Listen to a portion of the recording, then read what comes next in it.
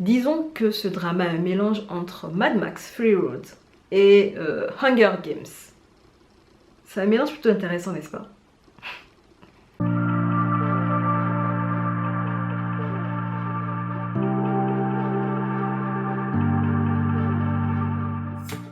Hello et bienvenue sur cette chaîne où j'aime parler de dramas asiatiques, de livres et de trucs que je trouve plutôt fun en général. Dans cette vidéo, je vais vous parler d'un coréen drama qui m'a agréablement surpris par l'univers qu'on nous partageait. Il s'agit du drama Black Knight. Il fait 6 épisodes de 45 minutes et si je devais lui donner une note sur une échelle de 1 à 10, je lui donnerais un solide 8 sur 10. On est sur un univers post-apocalyptique avec une société qui est régie par des classes et des personnes issues des classes les moins loties qui ont eu un changement de statut récemment vont essayer d'aider les plus faibles et essayer de renverser le système en place. Alors, le plot va raconter cette histoire. Une comète va heurter la Terre et la Corée du Sud va devenir une zone désertique. Et l'air y est très toxique, donc les personnes ne peuvent pas respirer à l'air libre. L'oxygène est devenu une denrée très rare et ce n'est qu'1% de la population qui a des accès plutôt réglementés à l'oxygène en question selon la caste à laquelle ils appartiennent.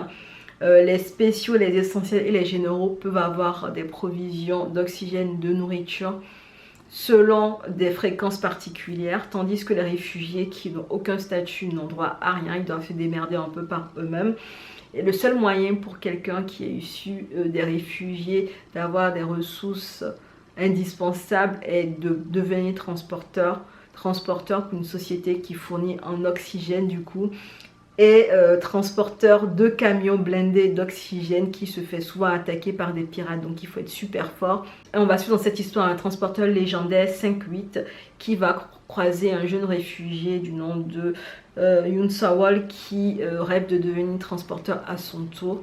Et une mort suspecte va relier sans le savoir le transporteur, le jeune réfugié et une major dans le renseignement militaire. Et les amis, honnêtement, moi j'adore le pitch, j'adore le pitch. J'aime trop les univers dystopiques comme ça, j'aime trop les déserts en général quand c'est bien filmé. Et du coup, il y a un combo qui est fait au niveau des images, du sable et tout ça que j'ai trouvé trop bien. Bref, on sent que le projet a les sous, c'est un projet très ambitieux. On y a mis de sacrés moyens. Je crois que c'est un projet qui est destiné peut-être à une population internationale parce qu'il y a beaucoup de codes hollywoodiens que je retrouve dans certains choix de réalisation, certaines scènes.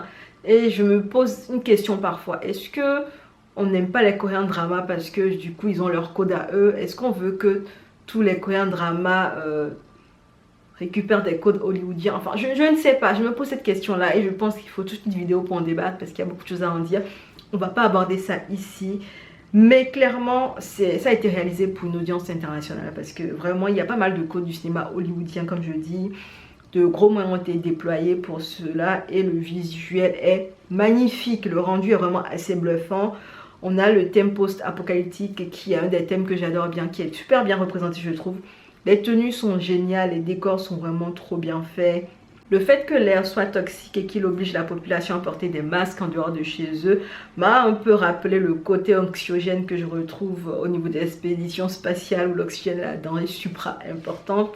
J'ai beaucoup aimé les images et le décor. Honnêtement, ça a été bien fait. Et comme je vous l'ai dit, ils ont vraiment bien filmé le désert, le sable à perte de vue. C'est beau, c'est sale, mais c'est beau. Et c'est sale, mais c'est beau. Ça fait réaliste selon moi, honnêtement. C'est un parti pris que j'ai beaucoup apprécié. J'ai trouvé ça super réaliste. Je me suis vraiment jetée dans le monde. Je suis bien rentrée dans ce monde-là et ça m'a rappelé tellement Mad Max. Les thèmes qui sont abordés en général vont être liés à l'égalité, l'équité, la distribution des ressources, comme elle est faite sur les populations pauvres versus sur les populations riches, comment c'est amené. Est-ce qu'il ne faudrait pas arracher sa liberté? Est-ce qu'il ne faudrait pas combattre pour avoir une meilleure répartition des ressources naturelles qui restent? Bref, il y a ces éléments-là qui sont abordés dans le drama. Il y a pas mal d'actions quand même, car notre groupe, on a un groupe de justiciers qui va se former autour de 5-8, un groupe de transporteurs qui vraiment ont envie d'aider les réfugiés puisqu'ils viennent de cette caste-là qui n'est même pas déclarée, enfin qui est connue mais qui n'existe pas aux yeux de la société qui a été érigée. Et Et on va suivre nos héros pendant qu'ils sont là pour aider les réfugiés, qui sont là pour prendre leur revanche. Ils sont là pour constituer de l'oxygène, pour faire des redistributions. Voilà, en fait, c'est assez intéressant. Et le jeu d'acteur, vraiment, j'ai rien à dire. J'ai vraiment apprécié l'ensemble que formaient tous ces transporteurs-là, menés par leur leader 5-8.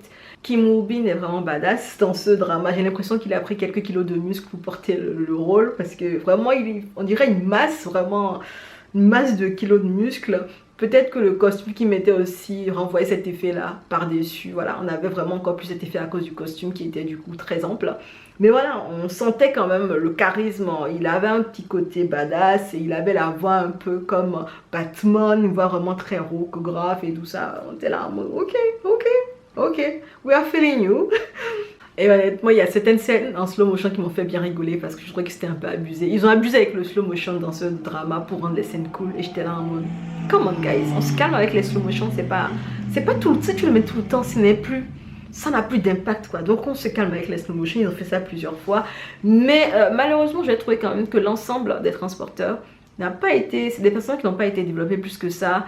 On a parlé vite fait de 5-8, enfin vite fait. Le seul côté où on le voit, c'est quand il est dans des actions badass, c'est taciturne, il parle pas beaucoup, il a l'air mystérieux.